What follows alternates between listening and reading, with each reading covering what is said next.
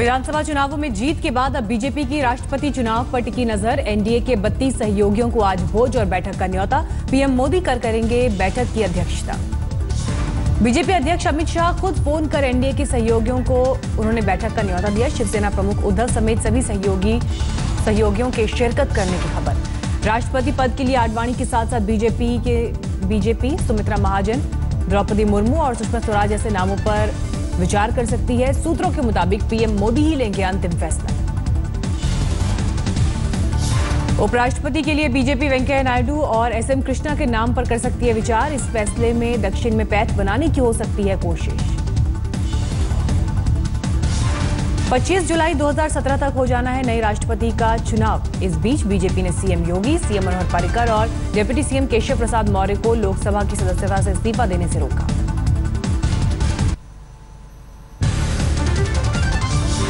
कांग्रेस उपाध्यक्ष राहुल गांधी आज पार्टी सांसदों के साथ करेंगे बैठक। संसद की कार्यवाही को लेकर बनाएंगे रणनीति। कांग्रेस लोकसभा और राज्यसभा दोनों सदनों में मोदी सरकार को घेरने की तैयारी में। गोपालक मुस्लिम की हत्या को बना सकती है मुद्दा। बैन हटने के बाद आज शिवसेना सांसद रविंद्र गायकवाड़ एयर इंडिया से ही पहली उड़ान भरेंगे। गायकवाड़ एयर इंडिया की फ्लाइट AI 852 से पुणे से दिल्ली आएंगे। गायकवाड़ ने फ्लाइट में बिजनेस क्लास का टिकट बुक कराया। इसी फ्लाइट में गायकवाड़ ने एयर इंडिया कर्मचारी से की थी मारपीट। रविंद्र गायकवाड़ के संसदीय क्षेत्र में समर्थकों ने बैनर पोस्ट खुशी का किया इजहार। लिखा, जीत हमारे शेर की।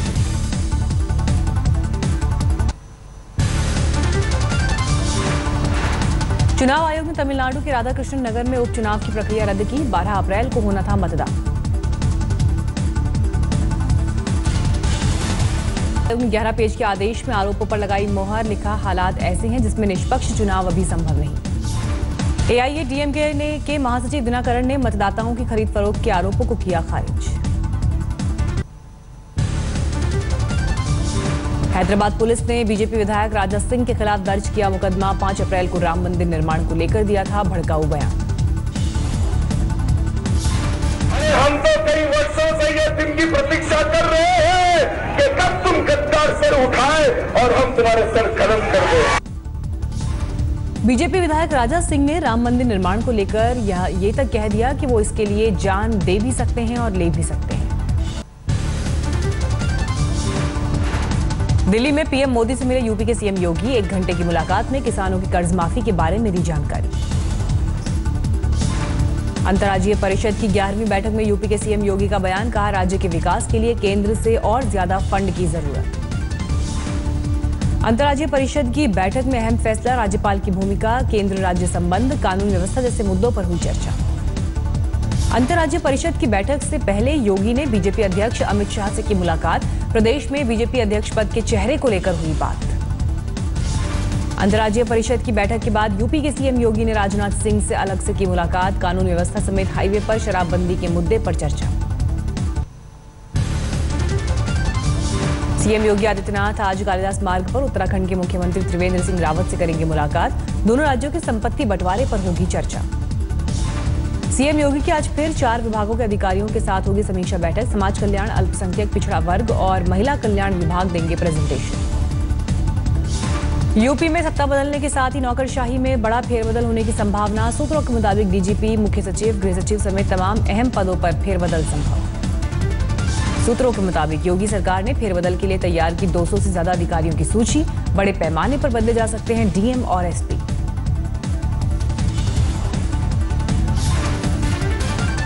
यूपी की योगी सरकार ने 217 IAS और IPS अफसरों की सूची तैयार की। पहली सूची में ईमानदार अधिकारियों के नाम। दूसरी लिस्ट में लंबे समय से एक ही पद पर तैनात अधिकारियों के नाम। तीसरी सूची भ्रष्टाचार में घिरे अफसरों के नाम। सीनियर IAS अवनीश कुमार अवस्थी ने यूपी के प्रधान सचिव के रूप में संभाला कार्यभार। 2 दिन पहले केंद्रीय प्रतिनियुक्ति से भेजे गए वापस।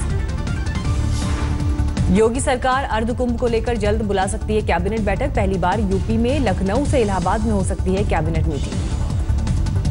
सीतापुर में यूपी के राज्यपाल राम नाईक ने विश्वविद्यालय के कुलपति का कार्यक्रम बढ़ाने का सुझाव दिया। कहा, सेंट्रल यूनिवर्सिटी की तरह 3 के बजाय 5 साल दिए जाएं। गौहत्या के खिलाफ खुलकर सामने आए संघ प्रमुख मोहन भागवत। गौरक्षा के नाम पर हिंसा करने वालों पर कानून बनाकर लगाम लगाने की वकालत।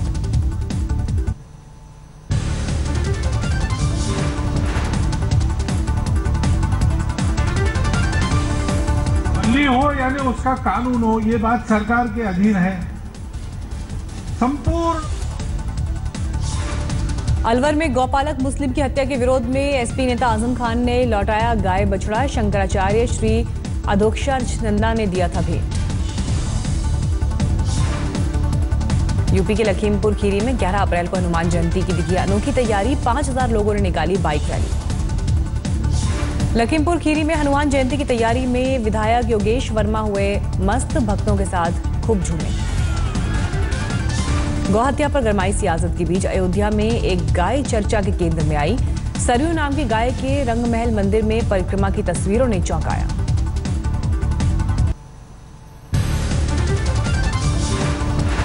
गृह राज्य मंत्री किरण रिजिजू ने पश्चिम बंगाल में ममता सरकार पर लगाए गंभीर आरोप। कहा, राज्य सरकार के कहने पर प्रशासन ने रद्द की हनुमान जयंती के आयोजन की इजाजत। हनुमान जयंती है, उसके लिए कार्यक्रम के लिए एक परमिशन मांगा गया, जिसका परमिशन भी दिया, लेकिन यहाँ के प्रशासन ने पश्चिम बंगाल के सरकार के कहने पर वो परमिशन को रद्द किया है।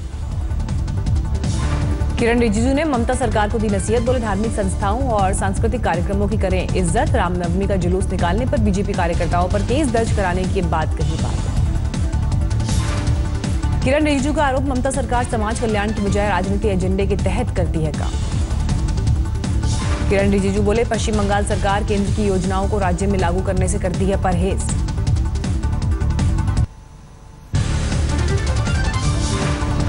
चंपारण सत्याग्रह की 100वीं जयंती पर बीजेपी देश भर में कर रही है कार्यक्रम का आयोजन। आज दिल्ली में पीएम मोदी स्वच्छाग्रह प्रदर्शनी का करेंगे उद्घाटन।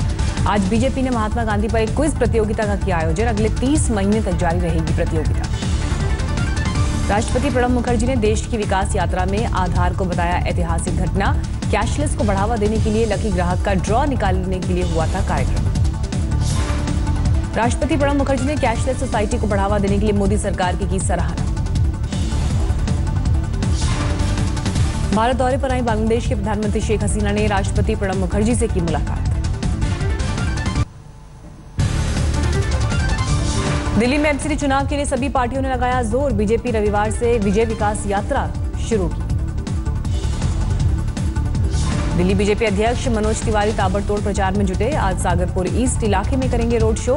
27 वार्ड से होकर गुजरेगा रोड शो।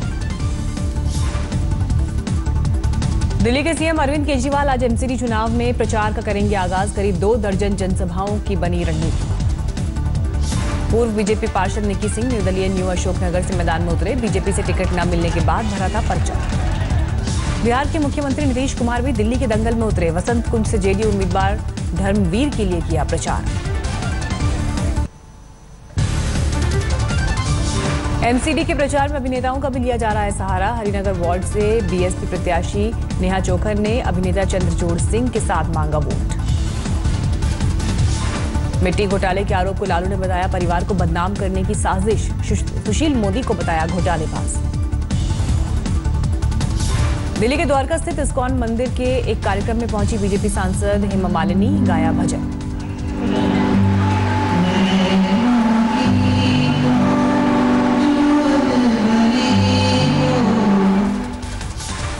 दिल्ली में डायरेक्टर ऑफ रेवेन्यू इंटेलिजेंस ने 15 करोड़ रुपए के पुराने नोट जब्त किए। 10 लोग हिरासत में।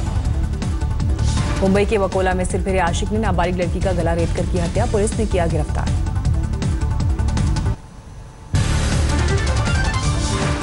यूपी के एक और माफिया डॉन की बदली गई जेल। मुन्ना बजरंगी का झांसी जेल से पीलीभीत की जेल में तबादला। परिजनों ने लगाया परेशान करने का आरोप। मुन्ना बजरंगी की जेल तबादले पर जमकर हुआ ड्रामा। जेल ट्रांसफर के आदेश की कॉपी के इंतजार में 4 घंटे तक जेल से बाहर रहा डॉन। बाद में कूलर, पंखे और डिश टीवी के साथ गया कारागार। बिहार में वैशाली जिले के राघोपुर दियारा में आग से 100 एकड़ की फसल हुई राख। लपटों की आगे बेबस दिखे किसान। राजस्थान की कोटपुतली में गरमाया 4 नाबालिगों समेत 6 बेटियों के साथ शादी का मामला। 5 अप्रैल को हुई शादी में पंच परमेश्वर के बीच दहेज देने की भी चर्चा।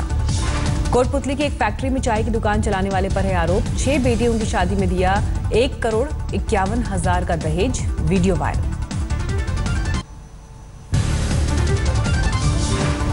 तीन तलाक पर सहरसा की एक महिला ने एसपी से लगाई न्याय की गुहार। ससुराल वालों पर दहेज प्रताड़ना के बाद तलाक का लगाया आरोप। समस्तीपुर में अधर में अटका 47 छात्रों का भविष्य, परीक्षा देने से रोके गए। पासवर्ड में सेंधमारी कर फर्जी तरीके से भरा गया था फॉर्म। सहरसा में छात्रों के भविष्य से खिलवाड़ करने के आरोप में कोचिंग संचालक गिरफ्तार। पर्चा लीक मामले में अरेस्ट हुए कौशल राय का लिया नाम। यूपी के मऊ में तालाब से मछली निकालने को लेकर 2 पक्षों में झड़प, पुलिस टीम पर भी पथराव। एक दारोगा समेत 4 पुलिसकर्मी जख्मी। मऊ में हंगामे पर काबू पाने के लिए पुलिस ने हवाई फायरिंग और लाठीचार्ज किया। एक लड़का गंभीर रूप से घायल, 15 लोग गिरफ्तार। रेल राज्य मंत्री मनोज सिन्हा के संसदीय क्षेत्र गाजीपुर में राजधानी एक्सप्रेस में हुई लूट की जांच जारी। सिग्नल सिस्टम पर टिकी नजर। गैमर स्टेशन के आउटर पर सिग्नल नहीं मिलने से आधे घंटे तक खड़ी रही थी दिल्ली पटना राजधानी एक्सप्रेस। इसी दौरान हुई थी लूट। झांसी के बड़ा गांव इलाके में 3 गांव में आग का तांडव, 2000 बीघे से भी ज्यादा फसल बर्बाद। चंडीगढ़ के सेक्टर 38 इलाके में हुई फायरिंग में एक शख्स घायल, गंभीर हालत में पीजीआई में भर्ती। लुधियाना में हेरोइन की तस्करी में 2 कांस्टेबल गिरफ्तार, कुल 3 लोगों की हुई गिरफ्तारी।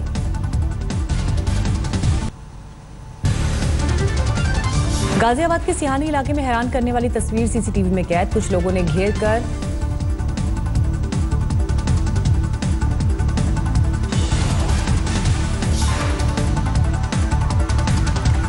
मुजफ्फरनगर में प्रेमी को जिंदा जलाकर मारने वाली प्रेमिका को पुलिस ने किया गिरफ्तार। मरने से पहले प्रेमी ने बयान में लिया था प्रेमिका का नाम। नोएडा की सेक्टर 52 में अचानक कार में लगी आग, बुझाने से पहले जलकर हुई खाक। धनबाद में एक पैसेंजर ट्रेन के इंजन में लगी आग, किसी भी यात्री के घायल होने की खबर नहीं। लखीमपुर खीरी में एसबीआई के स्ट्रांग रूम में घुसे चोर, लेकिन सायरन बजते ही हुए फरार। सीसीटीवी में कैद तस्वीर।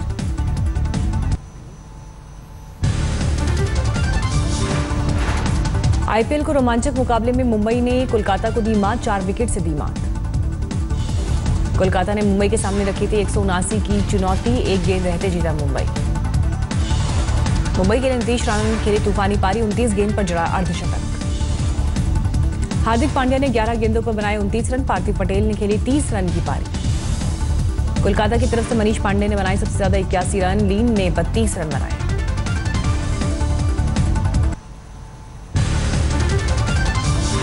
आईपीएल में सनराइजर्स हैदराबाद की लगातार दूसरी जीत, गुजरात लायंस को 9 विकेट से दी मात।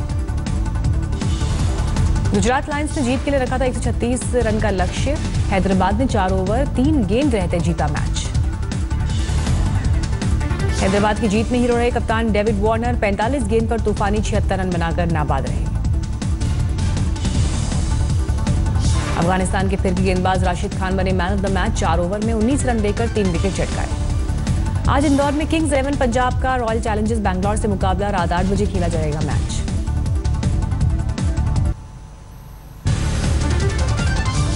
सचिन तेंदुलकर ने बाइक सवारों से की हेलमेट पहनने की अपील। हैदराबाद के इस वीडियो को किया ट्वीट।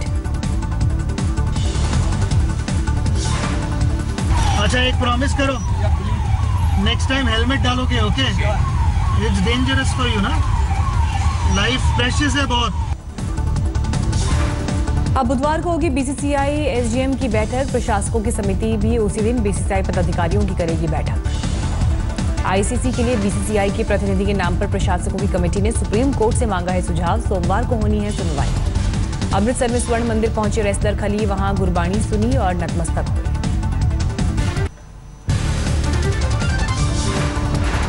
मिस्र में हुए 2 धमाकों में 45 लोगों की मौत। अंडा शहर में चर्च को बनाया गया निशाना।